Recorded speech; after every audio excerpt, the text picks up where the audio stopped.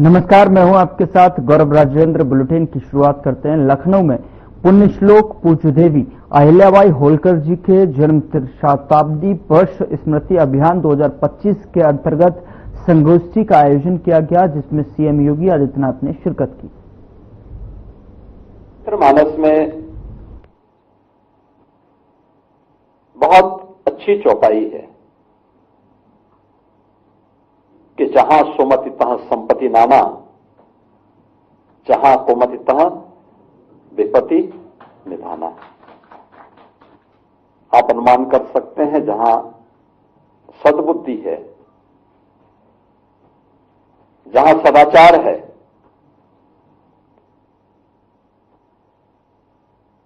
वहां पर सकारात्मक ऊर्जा का वास उसी रूप में है, यथा राजा तथा प्रजा।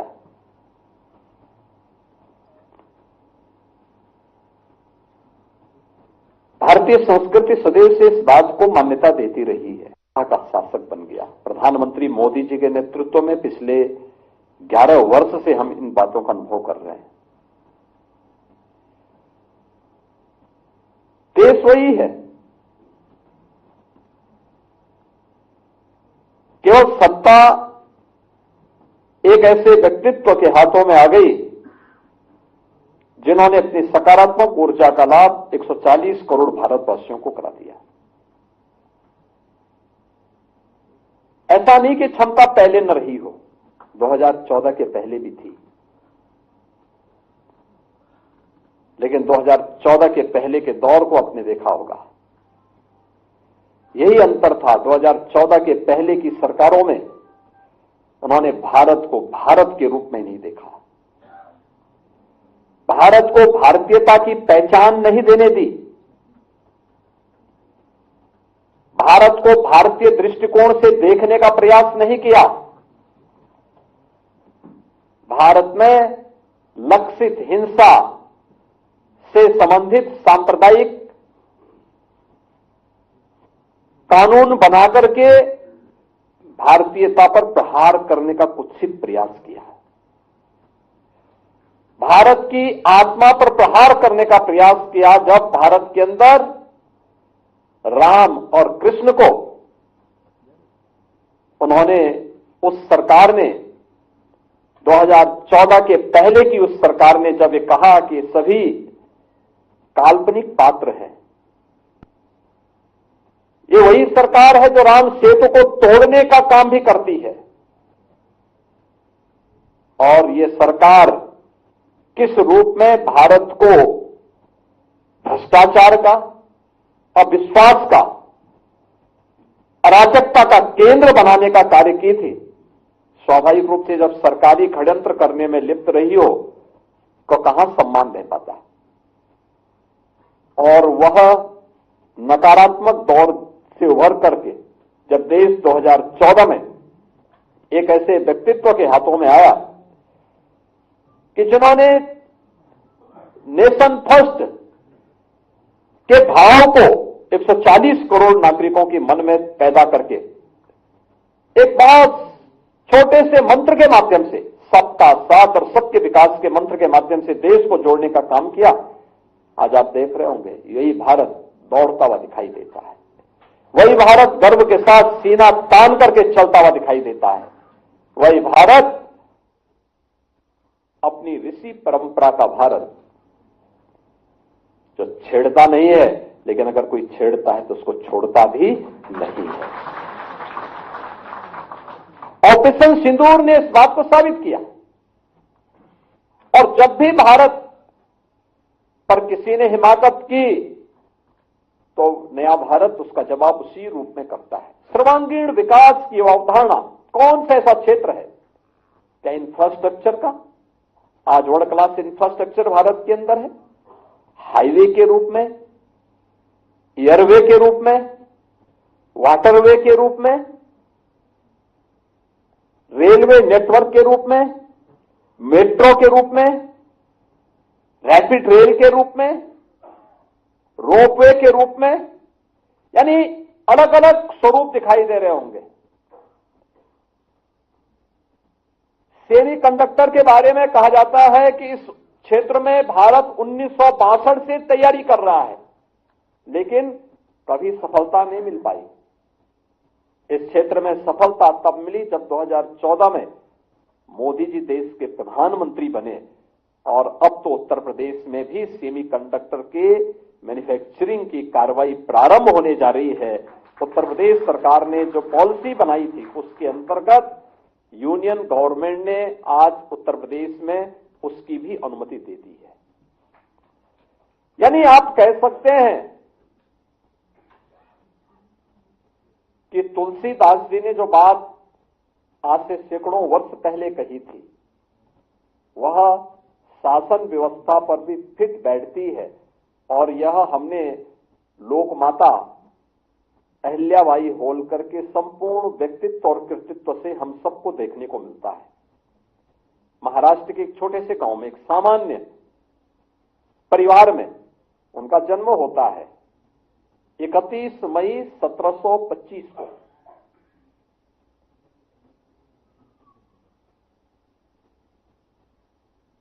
और 1725 में जन्म लेने के बाद बहुत छोटी उम्र में ही उनका विवाह हो जाता है। वे ससुराल जाती हैं, अपनी आगे की शिक्षा जारी रखती हैं, ससुराल पक्षों से संबल देता है, आगे बढ़ने के लिए प्रेरित करता है और उन्होंने भी पीछे मुड़कर के नहीं देखा। आपदाएं आती रही, चुनौती का सामना करती रही, उनका मुकाबला करती रही, लेकिन कभी चुनौती से पलायन नहीं की, चुनौती से भागी नहीं। याद करिए 1725 से 1795 तक कुल 70 वर्ष का जीवन उन्हें मिला और इन 70 वर्षों के कालखंड में उन्होंने एक आदर्श शासन व्यवस्था की नींव भी रखी। किसान के लिए भी, नौजवान के लिए भी, कारीगर के लिए भी, हस्तशिल्पियों के लिए भी, महिला सशक्तिकरण के लिए भी और भारत की आध्यात्मिक और सांस्कृतिक विरासत को संरक्षण करने के लिए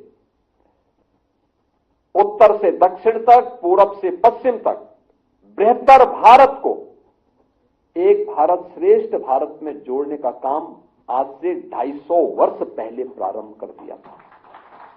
आप याद करिए, औरंगजेब जैसे क्रूर और बर्बर शासन के समय में भारत के मंदिर जो तोड़े गए थे,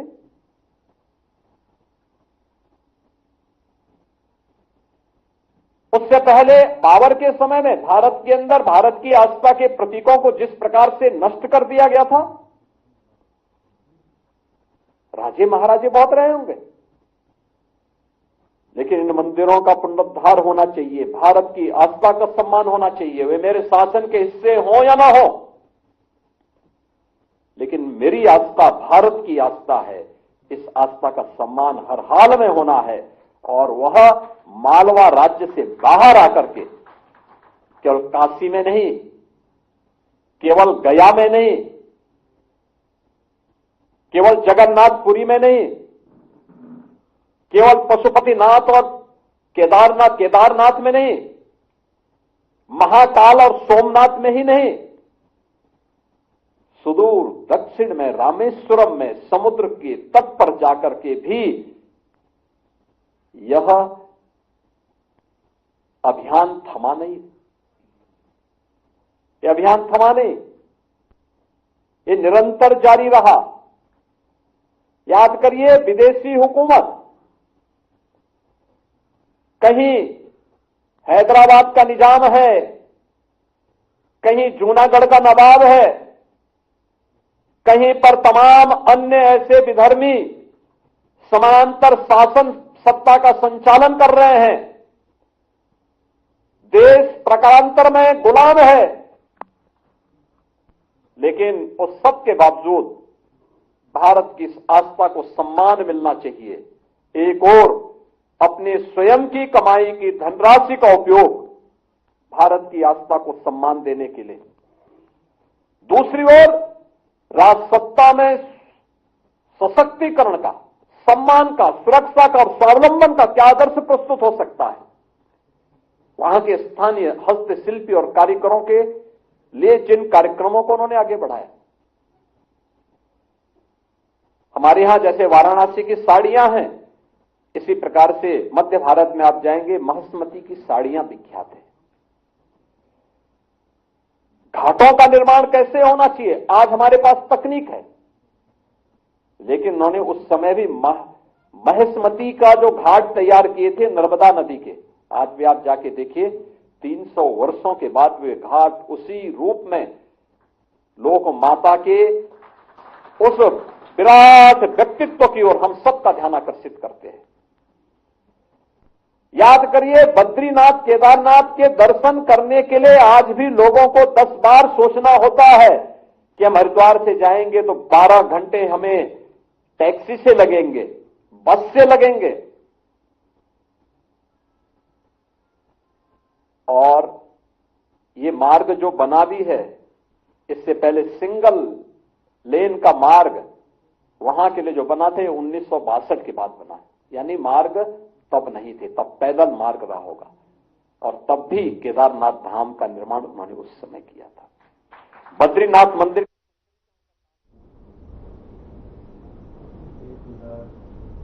केंद्रीय गृह मंत्री और सहकारिता मंत्री अमित शाह ने नई दिल्ली में यमुना की सफाई, दिल्ली में पीने और पानी और सीवरेज व्यवस्था पर बैठक की, और बैठक में उन्होंने एक होलिस्टिक अप्रोच के साथ में कार्य करने के निर्देश दिए। बता दें कि इस बैठक में केंद्रीय मंत्री मनोहर लाल और दिल्ली की मुख्यमंत्री रेखा गुप्ता भी मौजूद रहे।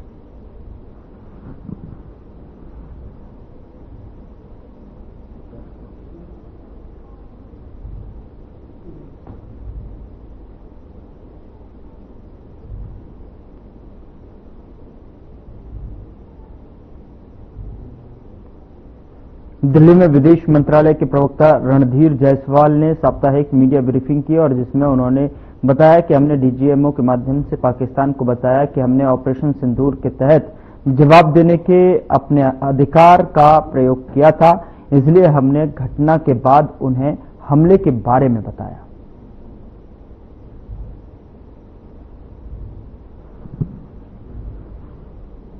अपना पक्ष रखा था, उसके आगे मुझे और कुछ कहने की जरूरत नहीं है, लेकिन मैं ये बात आपके सामने रख दूं कि ये 3 जो मुद्दे हैं भारत पाकिस्तान पे, उस पे हमारा क्या पक्ष है। भारत पाकिस्तान का जो भी एंगेजमेंट होगा वो बायलैटरल तरीके, 2 पक्षीय तरीके से ही होगा। साथ ही साथ मैं ये कहना चाहूंगा कि वार्ता और आतंकवाद दोनों साथ में नहीं चल सकता है। जहां तक आतंकवाद का सवाल है, हम ये बात करने के लिए तैयार हैं, लेकिन जो बातचीत होगी इस पे होगी कि भारत ने जो एक लिस्ट दिया था पाकिस्तान को कुछ साल पहले, उस लिस्ट में कई एक टेररिस्ट थे, उनको कब वो भारत को हवाले कर रहे हैं, इस बात पे बात होगी। जहां तक बायलैटरल डिस्कशन, 2 पक्षीय डिस्कशन, बातचीत की बात है, जम्मू कश्मीर के मामले में उस पे सिर्फ और सिर्फ एक ही बात पर बातचीत होगी, वो है कि जो इलीगल तरीके, अवैध तरीके से पाकिस्तान जो भारतीय भूमि को कब्जा कर रखा है, उसको जल्द से जल्द उसको वेकेट करे। जहां तक सिंधु जल संधि का सवाल है, वो अबेंस में रहेगा, स्थगित रहेगा तब तक जब तक पाकिस्तान क्रेडिबल तरीके से, विश्वसनीय तरीके से और इर्रेवोकेबल तरीके से आतंकवाद को खत्म नहीं करता। और जैसा कि हमारे प्रधानमंत्री ने कहा, उस पर मैं आपका ध्यान केंद्रित करना चाहूंगा कि पानी और खून दोनों साथ में नहीं बह सकता। हमारे जो डेलीगेशंस हैं दुनिया के 33 देशों में जा रहे हैं। ये जितने देश हैं ये हमारे बड़े मजबूत इंटरनेशनल पार्टनर्स हैं, इनसे हमारी बड़ी अच्छे रिश्ते हैं। कई एक इसमें सिक्योरिटी काउंसिल में अभी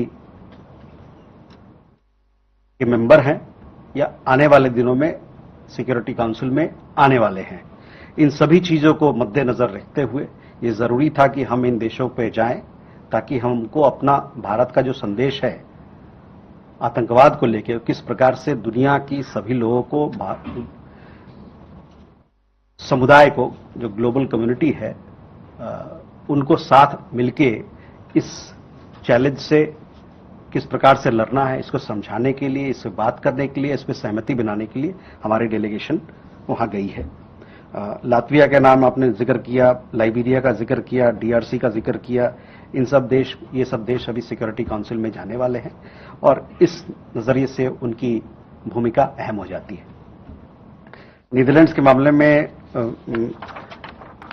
विदेश मंत्री का दौरा नीदरलैंड्स का 19 और 20 मई को रहा, 2 दिन पहले। वहां पर उनकी मुलाकात वहां के प्रधानमंत्री से हुई, वहां के विदेश मंत्री से हुई, वहां के डिफेंस मिनिस्टर से बातचीत हुई है और उसके अलावा वहां पर जो भारतीय समुदाय के लोग हैं उनसे भी मुलाकात हुई है और साथ ही साथ वहां पर जो थिंक टैंक के लोग हैं, वर्ग के लोग हैं, उनसे मुलाकात हुई है। तो सारे मुद्दे पर, जितने भी द्विपक्षीय मुद्दे हैं, उन पर बातचीत हुई है और हमारा मानना है कि इस दौरे से जो नीदरलैंड्स और भारत की मैत्री है, दोस्ती है, जो पार्टनरशिप है, उसको और मजबूती मिलेगा। देखिए, जो कैबिनेट कमेटी की मीटिंग हुई थी उसके बाद से फॉरेन सेक्रेटरी ने इसी मंच से आप लोगों पर ध्यान लाया था कि किस प्रकार का कदम हम लोग उठा रहे हैं पाकिस्तान पहलगाम आतंकवादी घटना के बाद पाकिस्तान के संदर्भ में। तो उस समय जो हम लोगों ने प्रेस विज्ञप्ति जारी की थी कि हमारी जो संख्या है वहां 55 से घटा के हम लोग 30 ला रहे हैं, वही 30 पे ही है अभी। लेकिन आपने देखा होगा कि अभी हाल में 2 पाकिस्तानी उच्च आयोग के 2 स्टाफ मेंबर्स को पर्सोना नॉन ग्राटा किया गया है, क्योंकि वो जिस प्रकार की हरकतें यहां कर रहे थे वो इनके जो ऑफिशियल स्टेटस से उसका कोई लेना देना नहीं है, वो उसके वायलेशन में है एक तरीके से। तो संख्या तो वही है जहां तक जो हम लोगों ने पहले बताया था, वहीं तक डिप्लोमेटिक राजनयिक वहां की उनके कितने हमारे यहाँ रहेंगे और हमारे कितने रहेंगे, वो संख्या का जो तय संख्या है, जो नंबर है, वही है। देखिए, भारत में अवैध तरीके से जो लोग रह रहे हैं, चाहे वो बांग्लादेश के हों चाहे किसी और देश के हों, उन पर विधिवत कानूनबद्ध कार्रवाई की जाएगी। बांग्लादेश का जहां तक सवाल है, हमारे यहां 2360 लोगों से ऊपर, इनफैक्ट अगर प्रिसाइज कहें तो 2369 ऐसे केसेस हैं जो अभी तक लंबित हैं, जिसपे हम लोगों ने मांगा है कि ये आपके नागरिक हैं, इनका वेरिफिकेशन होकर नेशनल। लखनऊ में मुख्यमंत्री योगी आदित्यनाथ ने अंतर्राष्ट्रीय जैव विविधता दिवस के अवसर पर राष्ट्रीय संगोष्ठी 2025 का उद्घाटन किया और साथ ही सीएम योगी ने पर्यावरण संरक्षण के लिए सामूहिक जिम्मेदारी और सहभागिता पर भी जोर दिया।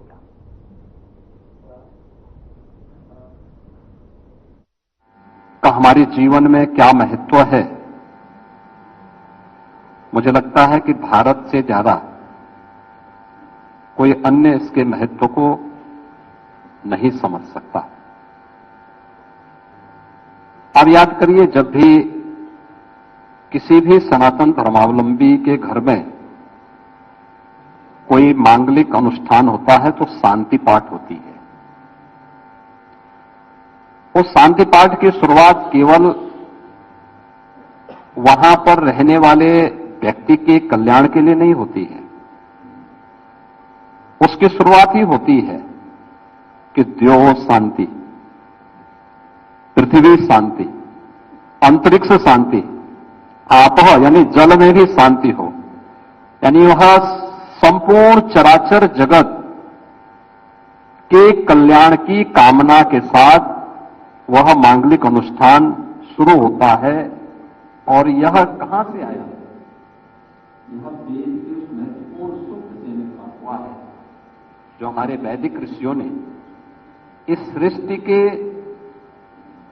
संरक्षण के लिए हम सबसे एक आश्वस्ति चाहिए थी। यानी वैदिक ऋषि किस बात का आश्वासन हमें चाहता है? इस बात का आश्वासन चाहता है कि अगर मनुष्य को बने रहना है तो याद रखना, हमें इस चराचर जगत के बारे में सोचना पड़ेगा, केवल मनुष्य के बारे में नहीं। ऑपरेशन सिंदूर के बाद में पीएम नरेंद्र मोदी भारत पाकिस्तान की सरहद पर स्थित बीकानेर पहुंचे, जहां उन्होंने जग प्रसिद्ध देशनोक स्थित श्री करणी माता मंदिर में दर्शन किए।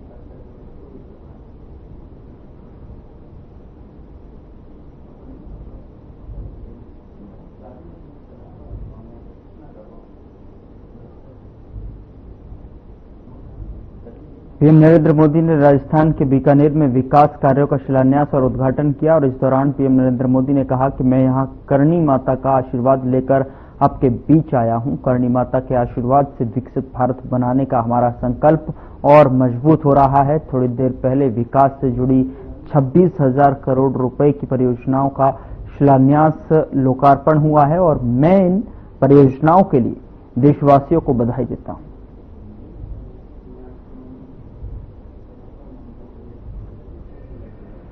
देश के 18 राज्य और केंद्र शासित प्रदेशों से भी लाखों लोग ऑनलाइन आज यहां हमारे साथ जुड़े हैं।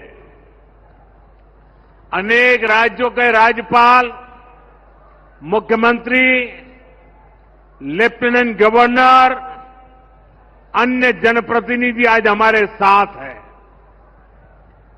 मैं देश भर से जुड़े सभी महानुभावों का, जनता जनार्दन का अभिनंदन करता हूं। भाइयों और बहनों, मैं यहां पर करणी माता का आशीर्वाद लेकर आपके बीच आया हूं। करणी माता के आशीर्वाद से विकसित भारत बनाने का हमारा संकल्प। बुलेटिन में मेरे साथ इतना ही, पर अब वक्त हो चला है डॉक्टर राकेश गुप्ता के साथ हमारे खास कार्यक्रम प्लस माइनस का।